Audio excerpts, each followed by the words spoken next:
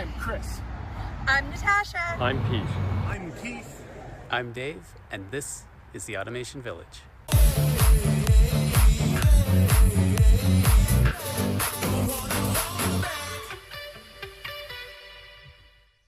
And welcome to this month's Automation Village, the coolest automation show on the planet, as far as I know. That's right. And this month we have a theme of information overload. Now, it's a coincidence that this is happening right smack dab in the middle of hurricane season, all along the east coast of North America. That's right, as well as you folks in the Gulf. Now, a hurricane is kind of a microcosm of all the issues that are related to information overload. You might have a flood of information leading up to an event. You might have no information happening during the event. And then you kind of have to pick your way through a variety of unreliable information in the aftermath. That's right, and having some help sifting through the data to determine what you can use to really create value in your outcome, to improve your outcome. You know, some parts of the hurricane, regardless to what you do, it just is what it is. You ride it out and then see what happens on the other side, where other things, there's some corrective measures you can take to really make a difference in your outcome. So today, in a variety of different ways, we're going to cover subjects that can help you not only deal with information overload, but hopefully even maybe prepare your system for the next hurricane or major weather event. That's right. And if you're keen today, then you'll notice there's a few standards that are talked about throughout the episode, and it would be great to queue yourself up to take a look at those standards, maybe do a little more research, or just download them so you have them on hand. Right. So coming up later, we'll have our regular industry panel that will talk more about this. That's right. We'll also have a video put together by a VTScada system integrator who talks a little bit about ways that they're changing their SCADA applications to better deal with industry overload for their end users. And you'll be able to share your questions with us, and we'll share our answers with you in a segment that we call Questions with Nat. That's right. One of our most popular segments. That's true. But first.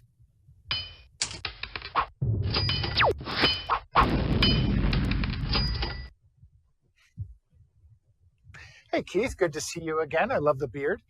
So as we mentioned earlier, it is currently hurricane season in this part of the world. Do you celebrate hurricane season in Scotland? No, we just spread our terrible weather throughout the whole year. In fact, it's kind of grey and miserable and raining today. We get winds of 50 to 70 miles an hour quite frequently in this part of the world, but not really seeing anything quite like you guys have seen over the last little while. Yeah, we've just we're still in our cleanup from Fiona, and we have Ian, which has impacted the southern U.S. So we wish everybody there best with their cleanup as well. So that brings us back to news. In the world of industry, Keith, what do you have for us first? Well, we do like a space story, and this week NASA's DART mission hits an asteroid in the first ever planetary defense test. So after 10 months of flying in space, NASA's Double Asteroid Redirection Test, or DART, the world's first planetary defense technology demonstration, successfully impacted its asteroid target on Monday. That's the agency's first attempt to move an asteroid in space. Very cool. So, and this is a intentional attempt to hit the asteroid, correct? That is correct, yeah. It's part of NASA's overall planetary defense strategy. DART's impact with the asteroid Dimorphos demonstrated a viable mitigation technique for protecting the planet from an Earth-bound asteroid or comet if one were discovered. Now, as everyone knows, I'm no scientist, but I have seen the movie Armageddon. How many oil rig workers were required to achieve this goal? As far as I'm aware, there were no oil rig workers involved, although we should probably underscore this whole section with some Aerosmith music. That's always true. Absolutely. DART targeted the asteroid moonlet Dimorphos. It's a small body, just 530 feet or 160 meters in diameter. It orbits a larger 2,560 foot or 780 meter asteroid called the Didymos. Neither asteroid poses a threat to Earth. Yet. That's right. The mission's one-way trip confirmed that NASA can successfully navigate a spacecraft to intentionally collide with an asteroid to deflect it, a technique known as kinetic impact.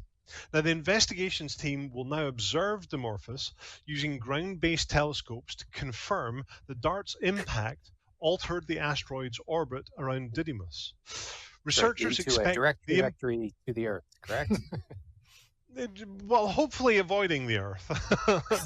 Researchers are expected the impact to shorten Dimorphos's orbit by about 1%, or roughly 10 minutes. Precisely measuring how much the asteroid was deflected is one of the primary purposes of this full-scale test. Well, that's very cool. I had no idea any of that was going on, so I'm glad we have you here. So what else do you have for us this week? Well, next to patented wave energy technology gets its sea legs. A new technology could generate electricity from ocean waves or even clothing, cars, and buildings. Right. So we've heard a lot about different technologies for wave power generation, but none that I don't think would double as clothing or building generator technology. So what differentiates this from things we've seen before? Well, imagine this: clothing that charges your smartwatch as you walk, or buildings that vibrate in the wind and power your lights, a road that extracts energy from the friction created by moving cars, and flexible structures that change shape in the ocean to generate clean electricity for communities around the world. This isn't really science fiction. Someday we could harness these naturally occurring sources thanks to a fledgling technology that has just earned its first patent. Distributed embedded energy converter technologies. Right. Or and so Keith, just for people who aren't clear, is a patent, is that like a Airbnb? It's okay. So we call SCADA and you call it SCADA. We call it a patent. You call it a patent. So I guess that's a cross-pollen linguist thing. So let's knock the whole thing off. This technology, it's called Distributed Embedded Energy Converter Technologies, or DEEC tech, pronounced DEC tech. And the patent is specifically for applications in marine renewable energy, clean power generated from the ocean and river waves, currents, and tides. But DEC tech could eventually transform sources of everyday energy, including all physical motions or dynamic shape changes, into electricity or some other form of usable energy. So basically what you're saying is, to sort of put a button on this, is that we can actually take that energy from a hurricane that is tearing our infrastructure apart and use that to generate the electricity we need to fix everything. Potentially, yes. In this instance, if you picture a sea snake, that snake can swim thanks to an intricate partnership between its many pliable muscle cells. In the DEC tech domain, individual energy converters work together like muscle cells to create a larger structure, much like the sea snake. Most existing devices use one generator to convert ocean energy into usable, clean, and renewable sources of energy. But the DEC tech amasses it across many different converters to form one large, often flexible energy converter. Wow. So eventually this could really revolutionize the way that we electrocute ourselves. Yes, exactly. Speaking, so on that shocking note, what's the last thing you have for us? Right. Well, this month, Bitcoin mining hash rate has reached a record just as it shifts to using renewable energy. Wow. So with Bitcoin's price struggling below about $20,000 at the moment, the asset's mining activities appears to be thriving, with competition amongst miners continuing to grow. Consequently, this scenario has resulted in the Bitcoin mining hash rate hitting this all-new record high. As of September the 25th, the mining hash rate spiked to 226.633 quintillion hashes per second. And that is based on a 30-day moving average. I just went to a quintillion on the weekend. It was charming. So Keith, do you feel like the change to renewables, is this driven by the pricing of energy, or do you think it has more to do with pressure from environmental groups? Well, it's worth noting that the hash rate comes as more focus is placed on Bitcoin's carbon footprint.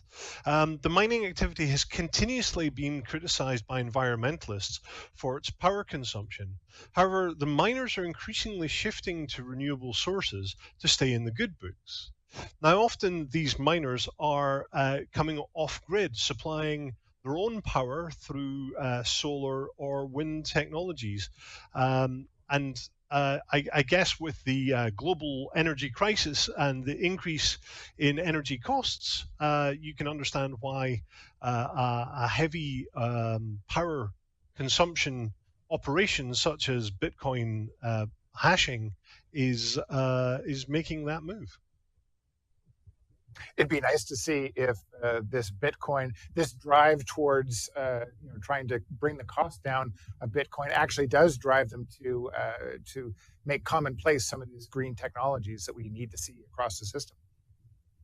Absolutely. I mean, the hash rate is the total computational power used to process all of these transactions globally, and it started peaking up in August when Bitcoin showed signs of short-term recovery, but the hash rate has soared, even though the Bitcoin price has continued to struggle.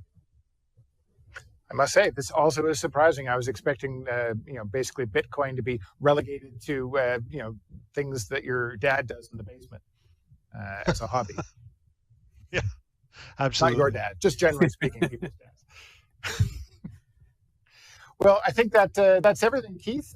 Thanks so much for coming on, and we look forward to seeing you next month.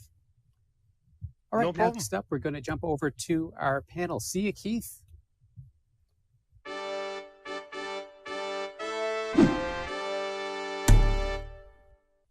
It's raining down south, which means that data is flowing in every direction. And that also means it's the time of year when data scientists and network engineers have to process a lot of data, which is coming in with all sorts of different timestamps associated with it. How we reconcile data feeds that in some cases get chopped up because the signal cuts out, or in other cases are getting measured with different periodicities and with different qualities of time measurement, timekeepers in the background, is a problem set that's well worth discussing a few times over and over again. But to provide us with some perspective here, we have Pete and Lee. So Pete, you have the floor first. Thanks, Ian. Nice to see you and Lee as well.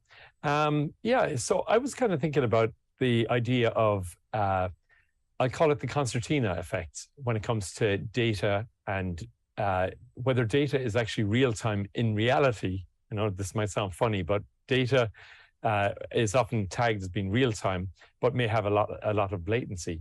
And I was kind of thinking of one example, and something that came to mind was, you're driving down along the interstate, and suddenly, you find yourself kind of getting into some kind of a traffic jam, and everybody's braking, and the cause of that is quite interesting when you consider that it's usually down to latency of reaction to anticipate that that everyone is slowing down.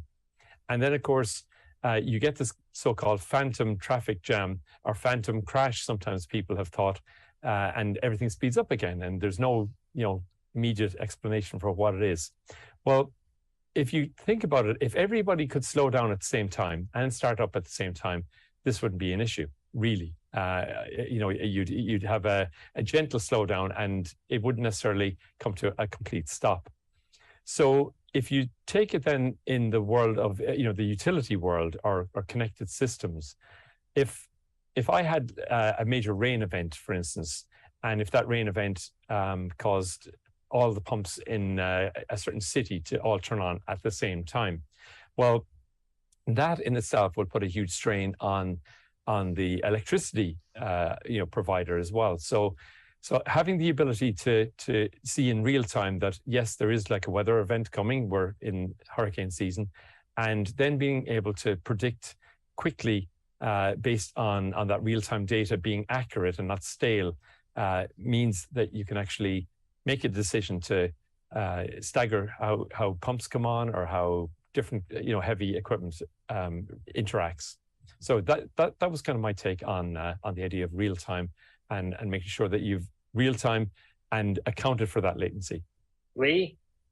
Well, cool, guys. On this. Yeah. Oh, we have this is near and dear to my heart. Has anybody in the audience been affiliated with monitoring lift stations once every 24 hours, and then wondering why the pump run times are off on one side versus the other? And well, we integrated in serial radios to the mix, adding a rudimentary RTU to monitor different features that are monitoring, maybe once every 5 minutes. So the resolution improves on a polling rate, but still a lot of things can happen in those intervals between polls. And by the way, what happens if it misses a poll? Then it has to wait until it comes back around again. And using the Modbus protocol is typically what's going on in water utilities and wastewater utilities. And this data is, it's just a segment of time every time. Lots of things can happen in the interim. And by the way, if you set the data manage, like VTScada, you set it to maintain the last state so you don't end up with values going to zero and back to a value, then you can end up with flatline data. So there's all kinds of different dilemmas that can occur with both a manual system versus a polling system. Then you move on to an Ethernet system, which, is as fast as the media can go. Currently, we're moving on to a system called DNP3, which allows us to fill in the blanks it kind of eliminates the whole flatline issue. So knowing what you got when it happens is really critical to being able to establish intermittent problems with like level transducers or, pumps with seal failures coming and thermal issues or thermal issues inside the control panel, amp problems. The freshness of data really has a great impact on how you can troubleshoot what happened or what is going to happen in the future. So Pete, that's kind of my take on the freshness of data. Yes. How about you in your world of S&MP and so forth? I'll take that for one moment here. The world we're dealing with is one where everyone needs to look up the stratum architecture for time stamping, because in the cybersecurity world, there's always a weak chink in every operational technology network, and that is going to be the time server. So the thing that people will assume is that time, at least, is going to be correctly processed, but that means you have a little pinhole. And it's also therefore the primary way people intercept things. So understanding what the higher source of truth is within the architecture and where you can fall back to within a time-stamped architecture to something that you at least have control over. So if they've gotten to this, it's because they got in the building, is critically important. I have a question for you, Lee, sorry. How are you doing that migration from a process point of view? Well, it's a matter of changing from PLCs that use the Modbus protocol over to an RTU that uses a different protocol. And what we have done is we've selected Schneider pump controllers, which allow us to have some more resiliency, because our electric division uses Schneider SEL.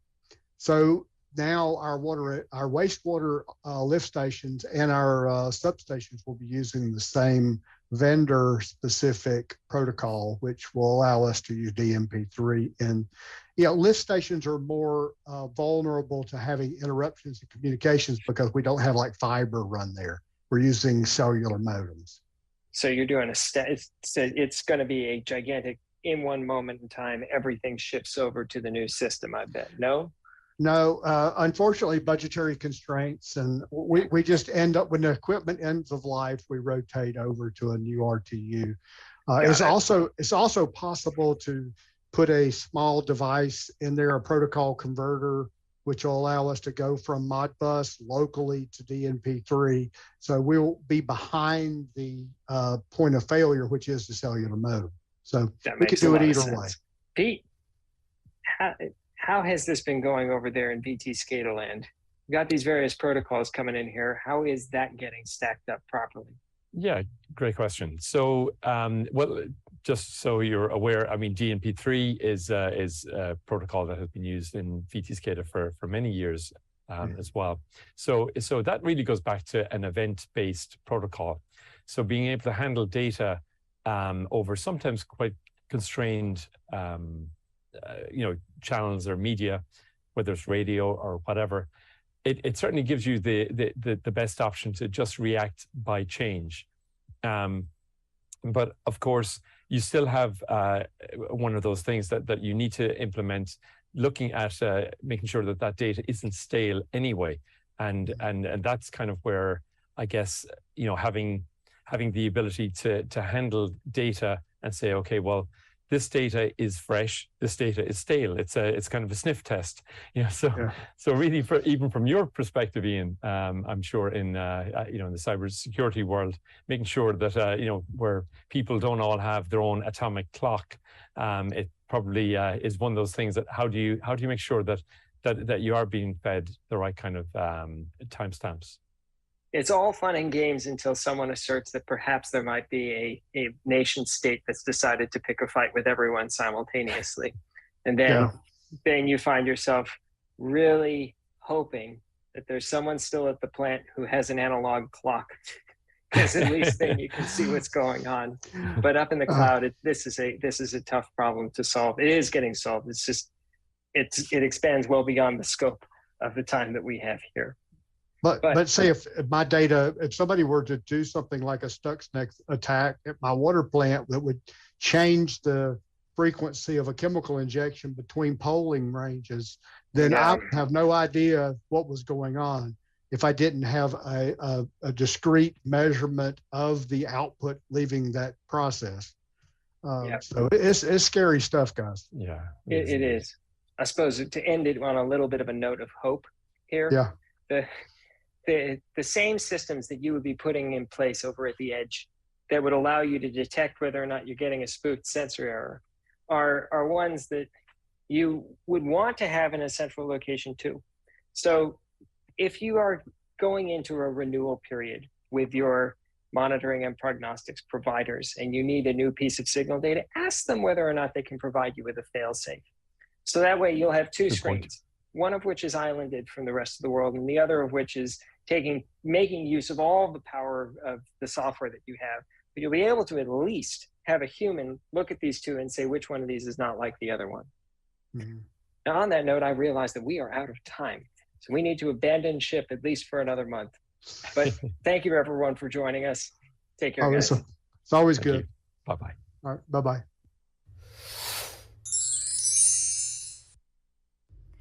Hi, everybody. Thanks for joining us this month for Questions with Nat. Hi, Chris. Hi, Dave. So before I send it to you over in the studio to see if I can try and stump you with questions this month, I had a few come in that I wanted to go ahead and answer for the audience. So coming up in just under 2 weeks is the Water Environment Federation Technical exhibition and conference. So WEFTech, it is one of the biggest shows of the year that we, Trihedral, exhibit at. So we had a question come in that asked, do you know if WEFTech is going to be a hybrid event this year with having some of the sessions online? Unfortunately, no. WEFTech this year has decided it is a 100% in-person event, so none of the sessions will be broadcast live. Sorry about that.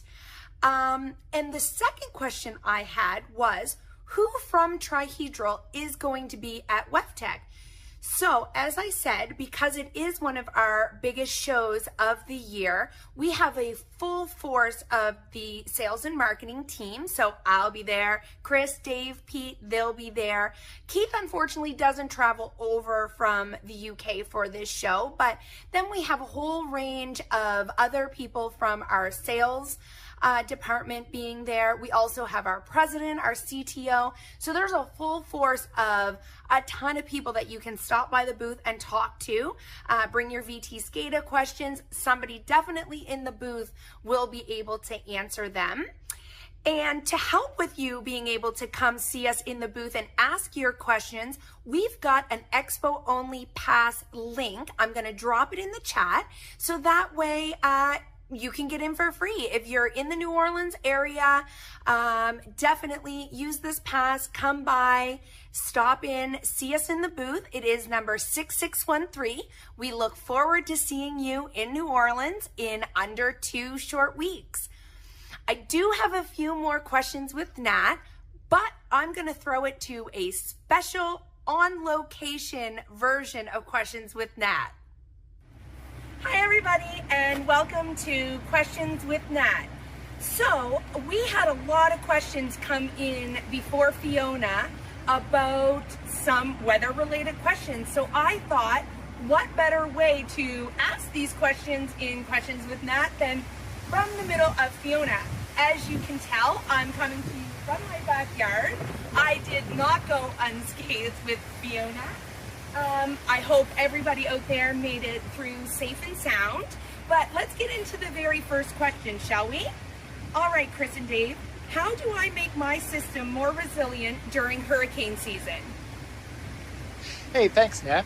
Now, sadly, none of these tips are going to help you keep trees out of your pool, but hopefully they will help our viewers prepare for the next big weather event. Okay, first of all, regularly test your generators and your UPSs at all of your sites, including your radio towers. So regular testing means that your team's familiar with all of this different kinds of equipment before the wind starts to blow. So make sure you test your generators and UPSs on load. Plug them into the thing you need to run to make sure you know they will run that thing. And of course, for generators, make sure that you have fresh gasoline. Gas gets old. Now clear around your radio towers.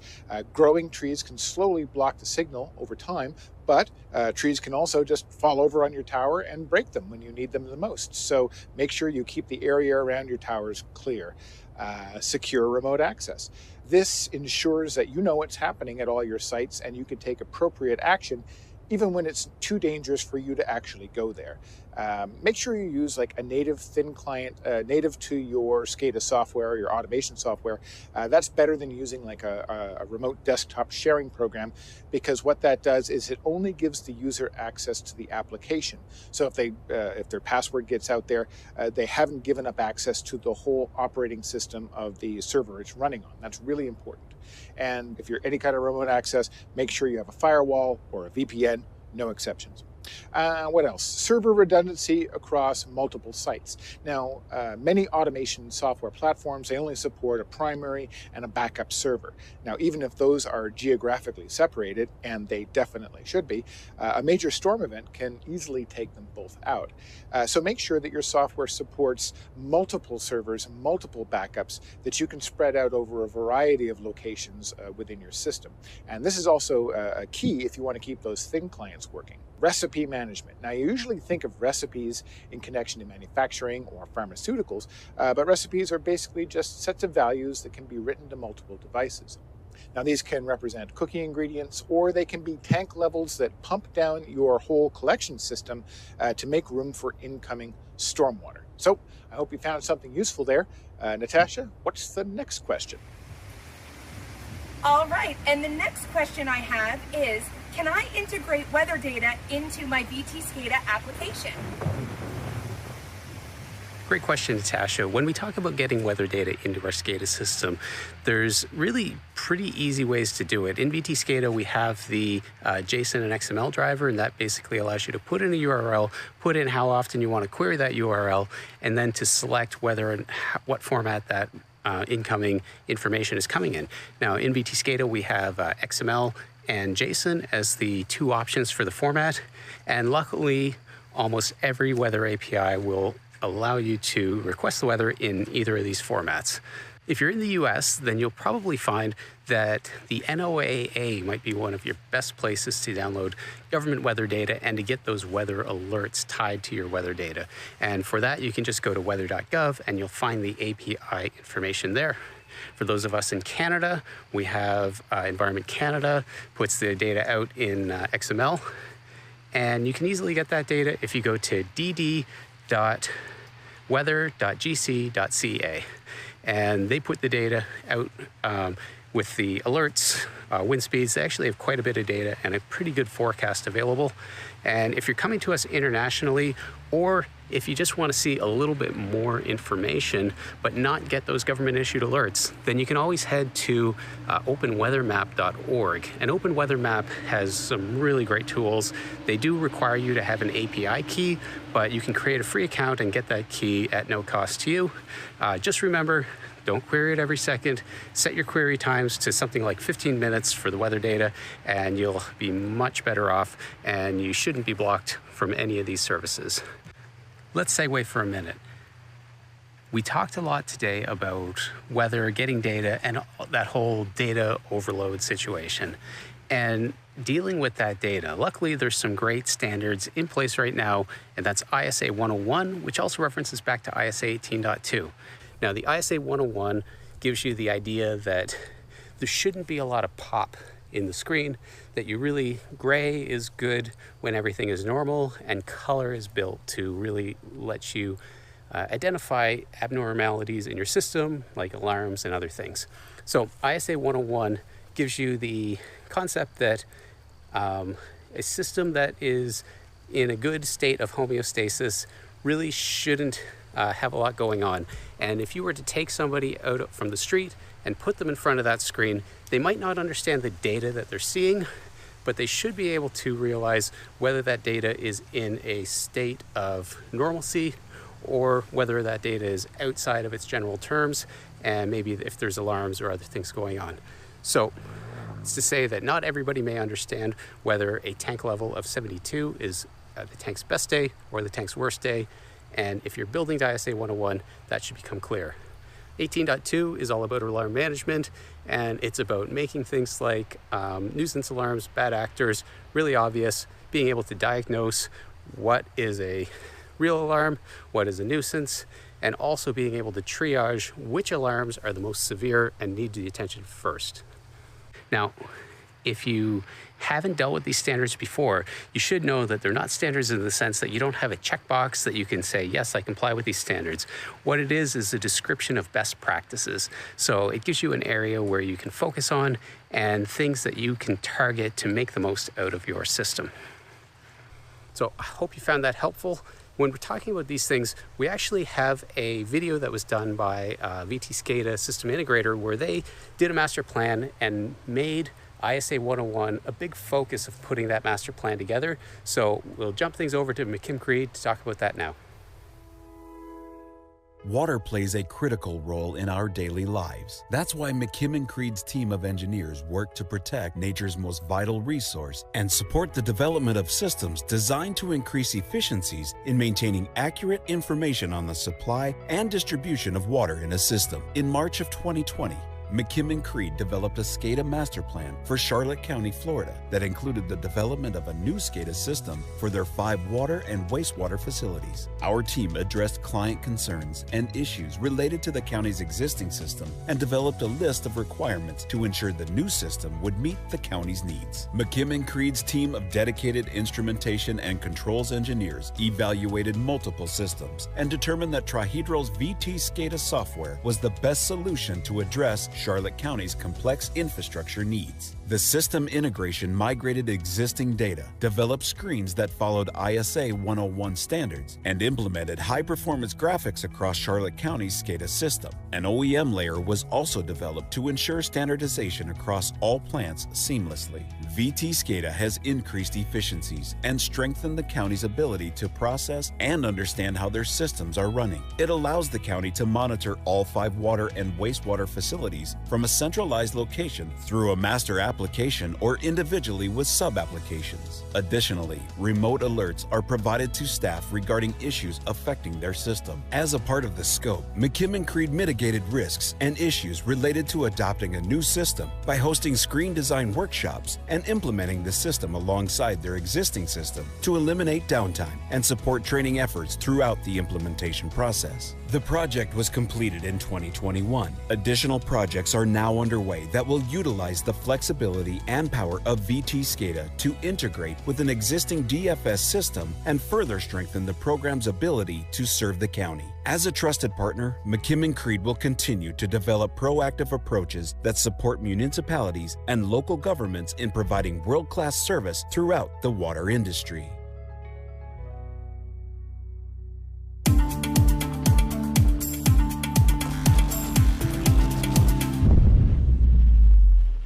All right, for this quick tip, we're going to take a look at expressions in VTScada. We're going to talk quickly about what expressions are, where you can use them. We'll do a few demos of using the expressions themselves and create some new expressions. We will talk about what's new in 12.1. It's kind of a game changer when it comes to enabling expressions for any developer. And I'll end this with, I think, my favorite or maybe perhaps most used functions in VTScada. So to kick things off, we're going to use the Believable Honey application. And this is an application that I created for a demo quite a while ago. But the reason I chose this application is it's not connected to a PLC and the data in the application isn't running on a simulator or anything in the background. Everything on the screen, all of the dynamic behavior of the application is based on just simple calculations. So if we pull up this flow rate, you can see that flow rate has a little bit of dynamic behavior. But if we actually look at what's driving the value, then you can see there it's just a very basic tag value with a very simple function where now 5 is a function of VTScada that returns the number of seconds from midnight to the current time of day. And the 5 says to update that value every 5 seconds, which will cause the whole calculation to rerun every 5 seconds. So where do we use calculations in VTScada? Well, we can use expressions in VTScada and build these expressions in our tag properties. We can create calculation tags that allows us to tie together a piece of information. We can create triggers based on expressions. We can use them really all through VTScada, and you'll see how to create those in different areas in just a moment. So next up, let's look at changing something in the Idea Studio. So we can open up the Idea Studio, and now let's try adding a conditional message to the user. So what we're going to do is we're going to look at the bridge winds here, and we're going to see that if the wind exceeds a certain value, then we want to show a warning that the bridge across the island where this application is on may be closed. So I already have a string laid out down here, and so it's basically just a text box. And that text box is going to be at the right size and have the right fonts, but I haven't really done anything else to it. So if we go into the properties here, then we can see here that we've got different text available. So in this case, we're going to update our text to just let the user know that they should expect delays if they're seeing this message. So the big thing is when they see that message. So right now, if we leave the Idea Studio, you can see that message is always there. But we're going to go back into the Idea Studio and make that now a conditional. So we'll go back into the properties and we'll just jump down to the opacity. Okay, so you can see here that we're running this thing back and forth and we can select different values. But what we really want to do is not have this as a constant, but have as an expression. So we're going to go here to expression, and the first thing I'm going to do is just jump over here, open up this little FX piece, go to an expression, open up the function assistant. Let's just open this in a new window. We'll go to the function assistant, go to the tag browser, and we're going to go down to the weather system, down to the bridge weather, and wind today. So we'll select that. And this has gone red because this isn't a valid statement, but that's okay because we haven't done anything with it yet. So what we're going to do is write a ternary expression, and it's basically like a simple if-else expression, but it uses a little bit different nomenclature than you might be used to seeing. So we're going to write this to say if the winds are greater than 30 knots today, or if the winds are greater than 30 knots tomorrow. So again, we'll go to the tag browser, into the weather, into the bridge weather, and look at the wind for tomorrow, and basically just pull this out to make it a little easier to see, and say the same thing if they're greater than 30, then, and how we do then in a ternary is we write a question mark. Then we're going to change this to a 1 and say if they're not 30, and the else in a ternary expression is done with a colon. Then we're going to change this to a point, or let's just put it right at 0. So it'll be completely gone if they're not, and it will show if they are. And then it would be gone. But if either of these values were to go above 30, then that would show and it would be an alert. And we could also, tie that to an additional alarm or anything else if we wanted to, but we would likely just control those right from the tag properties. So beyond the expressions that we showed today, I think the top expression that I use that wasn't really part of the demo, but it's something that I use time and time again, is pick valid. And pick valid is extremely helpful because it allows you to define values for tags when they have an invalid state.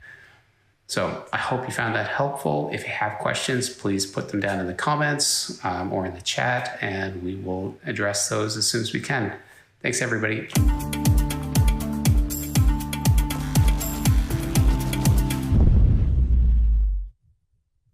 Well, that brings us to the end of yet another episode of the Automation Village, where we do a segment that we like to call Parting Remarks. Natasha, what would you like people to know this month? Thanks for tuning in, everybody. And remember, if you need professional development hours, a certificate for PDHs for this episode, there is a link in the chat for you to go ahead and fill out the survey for us to get you that certificate of attendance. And producer Pete down in North Carolina, what do you have for us? Well, remember to subscribe to our Automation Village forum and also to our social media channels like YouTube, Instagram, Facebook. There's lots of great information there. Great. And Keith in Aberdeen, Scotland? If you have a need for SCADA software, head over to VTScada.com where you can download VTScada Lite. It's a fully functional, free for commercial use, up to 50 I/O SCADA software package.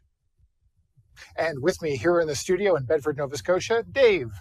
Yeah, big thanks to Lee Kibler at Riviera Utilities, Ian Schmertzler at Dispel, and all of the folks at McKim Creed for putting that video together. And of course, thanks to all of you for tuning in this month and every month. And if we don't see you at WEFTech in New Orleans this month, we will see you again here in the Automation Village.